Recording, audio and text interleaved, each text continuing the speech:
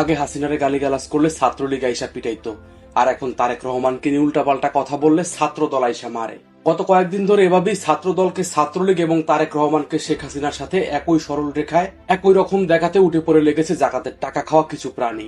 শুধু সেই প্রাণীগুলোর উদ্দেশ্যে বলছি, শেখ হাসিনারে গালিগালাজ করার তো পাহাড় সম কারণ ছিল।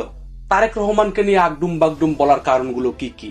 হাসিনা পাখির মতো মানুষ মারছে, গুম করছে, একের পর এক এক্সট্রা জুডিশিয়াল কিলিং করছে, দুর্নীতি করছে, লুটপাট করছে, দ্রব্য মূল্যের লাগাম টানতে ব্যর্থ হয়েছে, মানুষের ভোটাধিকার কায়রা নিছে, মানুষের মৌলিক অধিকার হরণ করছে, যার কারণে দেশের সর্বস্তরের মানুষ হাসিনা এবং আওয়ামী লীগের উপরে ক্ষিপ্ত ছিল।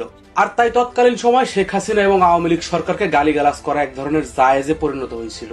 কিন্তু মাত্র 3 মাস বয়সী তারেক রহমানের বিএনপি সরকারের কোন গুম খুন কিংবা দুর্নীতি লুটপাট নিয়ে আপনি তাদের কটূক্তি করবেন? এখনো পর্যন্ত এমন কোনো কাজ তো তারেক রহমান কিংবা বিএনপি করে নাই। অযথা কারণে কেন তুমি একটা দলের উপরে, একটা দলের নেতার উপরে মিথ্যা ব্লেম দিবা? আর যেহেতু তোমরা মিথ্যাচার করতেছো, মিথ্যা ব্লেম দিতেছো, গুজব ছড়াইতেছো, প্রোপাগান্ডা ছড়াইতেছো, সেই হিসেবে তো তোমরা দেশের মানুষের কাছ থেকে একটু হালকা পাতলা ভেস্কি খাইতেই পারো। তোমরা যদি মিথ্যাচার, মিথ্যা ব্লেম, গুজব এবং প্রোপাগান্ডা বাদ দিয়ে যৌক্তিক সমালোচনা করা শুরু করো, তখন দেশের মানুষও তোমাদেরকে গ্রহণ করতে শুরু করবে।